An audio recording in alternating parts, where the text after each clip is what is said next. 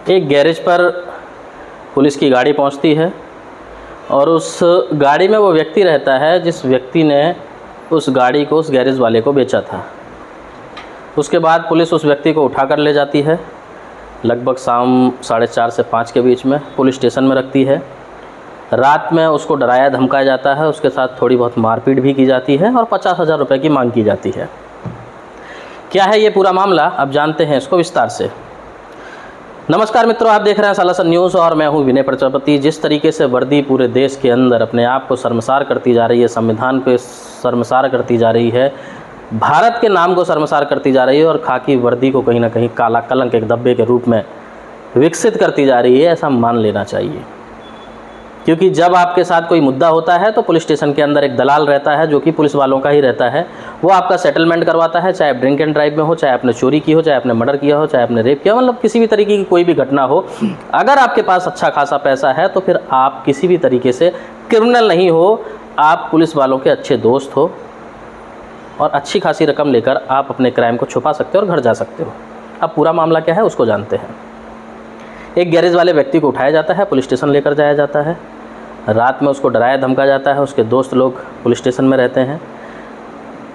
किसी दलाल के द्वारा या पुलिस वाले के द्वारा उनसे कहा जाता है कि भाई 50,000 रुपये तू जमा कर दे, तेरा नाम हर जगह से हट जाएगा, कहीं पे तेरा नाम नहीं आएगा, कोई केस नहीं रहेगा, किसी और का नाम उस जगह पर डाल दिया जाएगा।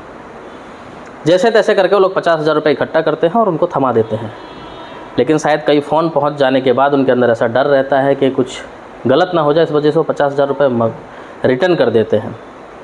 जब दूसरे दिन सुबह उस भाई के मित्र लोग पुलिस स्टेशन जाते हैं तो फिर मांग की जाती है 65,000 की।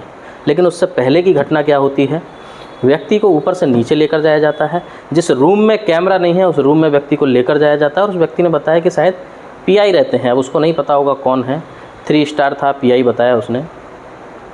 उसके साथ उस तरीके से मारपीट की जाती है कि जैसे उसने किसी नाबालिग बच्ची का रेप किया हो या फिर वो आतंकवादी हो। जबकि इस तरीके के घटनाओं में भी उस आतंकी के साथ, उस रेपिस्ट के साथ पुलिस इस तरीके का कोई भी कारनामा नहीं करती है। लेकिन उस व्यक्ति के पैर से लेकर सर तक इस कदर मारा जाता है कि वो पूरी तरीके से डर जाता है। सर सूजा हुआ रहता है, मुंह सूजा हुआ रहता है, उसकी पीठ सूजी रही रहती है और पैर में तो ऐसे निशान पड़ जाते हैं जैसे चाकू से काटा हो, क्योंकि बेल्ट की मार पड़ती है उसको। उसके बाद जब वो डर जाता है तो 65,000 रुपये की मांग की जाती है और 65,000 रुपये में वो मामला रफा दफा कर दिया जाता है। अब सबसे बड़ी चौंकाने वाली बात ये है कि जो व्यक्ति उस व्यक्ति के पास वो गाड़ी लेकर गया जिसने बेची थी, उसके साथ इतनी मारपीट तक नहीं की जाती है। रात को उसको अच्छा खासा खाना खिलाया जाता है, उसको सोफे पर बिठाया जाता है। क्या इसी तरीके की पुलिस आपके शहर में होनी चाहिए?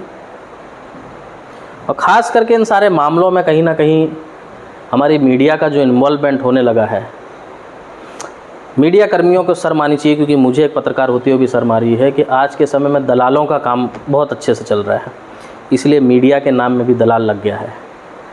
आपके कर्म को आपके ऊपर कलंक थोप दिया जाता है, उसके बावजूद भी आप एकदम खुश होकर उन्हीं पुलिस वालों के तलवे चाटते हैं, उन्हीं राजनेताओं के तलवे चाटते हैं जो आपको इज्जत नहीं देता है। और आप उनके तलवे सिर्फ इसलिए चाटते हैं, सिर्फ 500,000 रुपये के चक्कर में।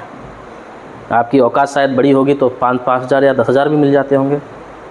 लेकिन आप अपने ज़मीर को मारकर जब इस तरीके से दलाली उन पुलिस वालों की या नेताओं की करते हो तो उस वक्त शायद आपका ज़मीर आपके अंदर से आपको ही कोसता होगा कि आखिरकार मैं खुद कैसा व्यक्ति हूँ जिसके ऊपर देश और जनता भरोसा करती है, टिकी रहती है। लोगों को उम्मीद रहती है कि जब कहीं पर कोई नहीं सुनता है तो एक मीडिया, एक पत्रकार, एक चौथा स्तंभ जो भारत का है वो सुनेगा हमारा।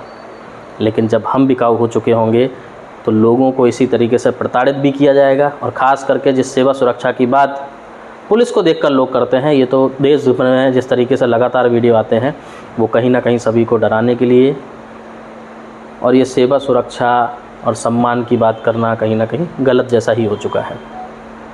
कुछ फ़ोटोज़ वीडियो हमारे पास भी हैं, लेकिन थोड़ी सी जांच पड़ताल करने के बाद वो केस किस पुलिस वाले के हाथ में था, उस व्यक्ति के ऊपर कौन सी धारा लगाई गई थी, गाड़ी किसकी चोरी हुई थी, किस व्यक्ति ने उस गाड़ी के बारे में शिकायत दर्ज की थी, ये सारी जानकारी निकाल कर लेकर आएंगे और पता करने की कोशिश करेंगे। और आप सब तक उस वर्दीधारी का चेहरा भी लेकर आएंगे जो खाकी वर्दी के पीछे एक काले कारनामे करने वाला एक गंदा भेड़िया हो। जिसने उस व्यक्ति के ऊपर, अगर उसने कुछ क्राइम किया, कुछ गलत किया, उसके ऊपर केस बनना चाहिए था, क्यों छोड़ा उसको? अगर छोड़ा है तो बिना केस किए उसको अंदर क्यों रखा, उसके साथ मारपीट क्यों की, उसको कोर्ट में हाजिर क्यों नहीं किया 24 घंटे रखने के बाद भी? कुछ फ़ोटोज़ वीडियो के साथ, पुलिसकर्मी के नाम के साथ, पुलिस स्टेशन के नाम के साथ, पीआई के नाम के साथ। जल्द ही हम इस पूरे तहकीकात को सफलतापूर्वक हासिल करेंगे और आप सभी के बीच ये पूरी कहानी फिर से एक बार लेकर आएंगे। तब तक आप जुड़े रहें हमारे साथ और देखते रहें सालासन न्यूज़।